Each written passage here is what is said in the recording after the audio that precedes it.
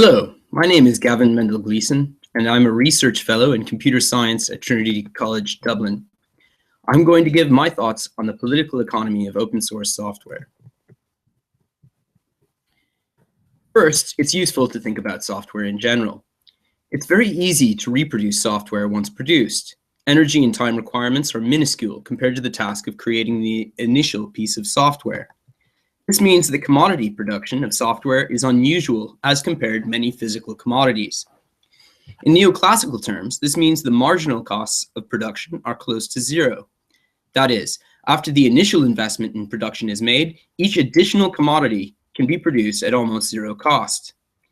In Marxist terms, this means the amortized labor value is close to zero and should have an exchange value close to zero. Both theories agree, and both create a real problem for profit formation. Capitalism requires that it obtains profits from production, which means that it has to yield non-zero prices in the market. Historically, this means that production for profit has needed to spend a lot of human energy on guard labor in software production. Guard labor is labor expended to ensure scarcity. If there is no scarcity, naturally, it must be produced in order for commodities to exist. This includes the entire judicial system as applied to copyright and patent, but also the production of digital rights management software and hardware. It's not a particularly efficient situation in the objective sense. All of this labor is in some sense waste. Lots of other ways that actual software production has gone around the problem exist. One way is the rental model, software as a service. Many companies have dealt with the problem of copyability by using rental models. They can use clients to attach to a server running the actual important bits of the software, and we're back to the old days of mainframes and clients. There is also a service for software. The supplier gives you the software at nominal cost or for free and charges you for consultancy to set it up and use it. IBM uses this model heavily. There are also time-dependent access keys which must be repurchased. Often you can buy a rent contract that send you updates. Many software companies make bespoke once-off software for a company. Corporations will not give software for free to their competitors. This is known as business to business, or as Marx used to say, Department 1 production. The structure of interests in Department 1 are different than those in Department 2. Individual consumers of software in Department 1 are less likely to give to competitors, so pricing models can be modified accordingly. Consumers, by contrast, have no advantage in keeping software to themselves. The free software movement started on the premise of creating software which was not under non-disclosure agreements, i.e., the source would be open. Much of Richard M. Stallman's original idea behind it was that the technology would be transparent, and he was not thinking particularly or primarily in terms of free as in beer, but free as in liberty. The two have become somewhat conflated. In his original declaration, he stated, "I'm asking computer manufacturers for donations of machines and money. I'm asking individuals for donations of programs and work."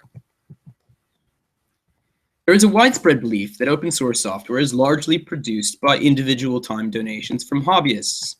People donating programs and labor has existed to some extent, but the legend is nothing like the reality. The free software movement has also taken on slogans such as "information wants to be free." This isn't the same thing as open source, but it's culturally related and conflated. In some sense, as we've seen with the need for guard labor, this is true in the same way that nature abhors a vacuum. You can make a vacuum, but it takes hard work. In the case of software, guard labor. But it doesn't happen on its own. How is open source actually produced? Well, we can think of some of the big names: Linux kernel, Firefox, Ubuntu, and OpenOffice. In terms of the actual funding of these various different things, Linux kernel utilized the university system in Finland. It has also gotten grants from Novell, IBM, Intel, SGI, and various consultants. Firefox, similarly, has been funded by Cisco, IBM, HP, and Red Hat.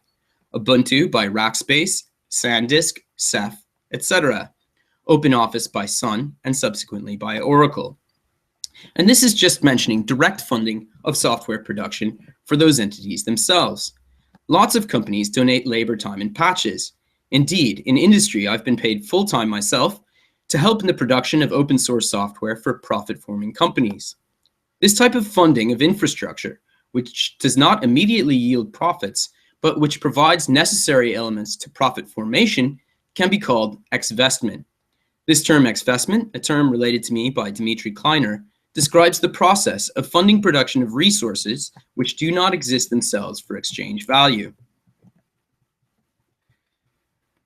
Usually, when we think of the circuit of capital, we think of what we pay for. Lots of things used in the production process are actually not paid for. This includes elements of the reproduction of workers themselves, such as housework, family members caring for workers when they are sick, or making workers' lunches. Air, for instance, as used in industrial production of ammonia synthesis, or even just for workers to breathe. All of the public infrastructure which supports the profit-making system but is not paid for at the point of use, including roads, telephony grids, electricity grids. There's also the social infrastructure for the reproduction of workers, including healthcare and education. Some of these resources come for free, such as air. Others require exvestment, such as roads. In the early 20th century, industrialists in Britain decided that having multiple companies with multiple train lines was a disaster. Liberals and socialists alike were calling for nationalization of the train lines. Producers had a vested interest in a cheap, convenient, and reliable shipping network. At the time, trains were the major mode of product shipping. Good shipping infrastructure lowers the price of production of everything. It allows super profits at the national level, although not individually amongst individual capitalists, but it also potentiates the sale of volumes.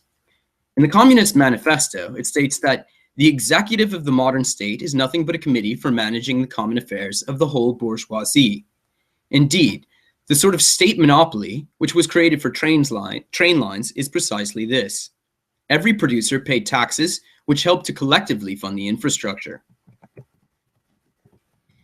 X, Linux, Ubuntu, OpenOffice, and the vast majority of usable open source software are created by committees of the bourgeoisie, but they are not state entities.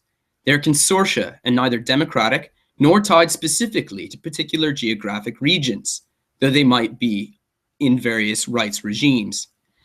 This approach deals with the exigencies of modern reality. Software can be copied worldwide. It does not stop at state boundaries the way train lines do. This is certainly more decentralized, but also less democratic. It also suffers more often from the free rider problem. People can use and extend the software of the open group without contributing. This can lead to investment collapse. This is also unlike the state monopoly, where taxes are paid by all producers. It's also not a hobbyist communism any more than the train lines in Britain were built by altruistic socialists. The state and capital are deeply intertwined. The state requires funding from productive profit formation, either in the form of direct taxation of profits or through the taxation of wages. Both are dependent on the creation of industrial production. The state is also a major exvestor. Probably some funding through the security state came to Facebook and Google, possibly via In-Q-Tel, but also through the initial state grants to Google. R&D is a massive failure point for capitalism because it's perhaps even harder to control than software. R&D involves high risks and is much easier to replicate than to produce. The state has stepped into the role as caretaker of R&D. For instance, DARPA contributions to the construction of the internet itself. Siri, which is the voice recognition software for Apple, was produced under a DARPA grant, and Google, likewise, was initially produced under state grants. Many other kinds of research also follow this pattern. The state generally funds R&D and then either spins it off into companies with access to some share of the surpluses, or sometimes it doesn't get any surpluses back at all. Grants given, which become spin-offs via open source, often limit university and thereby state control over IP, but to potentiate some of the models of usage of open source software, which can provide profits, such as with the rental model. This is Elinor Ostrom, winner of the Nobel Prize in Economics in 2009. She won the prize for her work in looking at strategies which avoid the tragedy of the commons. Ostrom identified 8 design principles of stable local common pool resource management. These are clearly defined boundaries, rules regarding the appropriation and provision of common resources, collective choice arrangements that allow most resource appropriators to participate in the decision-making process, effective monitoring by monitors who are part of or accountable to the appropriators, a scale of graduated sanctions and resource appropriators who violate the community rules, mechanisms of conflict resolution that are cheap and of easy access, self-determination of the community recognized by higher level authorities, and in the case of larger common resource pools, organization in the form of multiple layers of nested enterprises or subsidiarity. Now, this doesn't look very much like a model which can apply to software production. Boundaries are not clearly defined and outputs are not exclusive. The focus on appropriation and provision of resources is one-sided in software production. Our real question needs to be about provision of resources for the production process itself. Indeed, as has been described by Dimitri Kleiner, we need to think of software production more in terms of commune than commons, or in terms of communism than communalism. What is the resource we are administrating? The resource is nearly infinite, but the ability to make it in the first place relies on scarce human labor. We're really talking about administrating labor for social good, and Marx called this communism.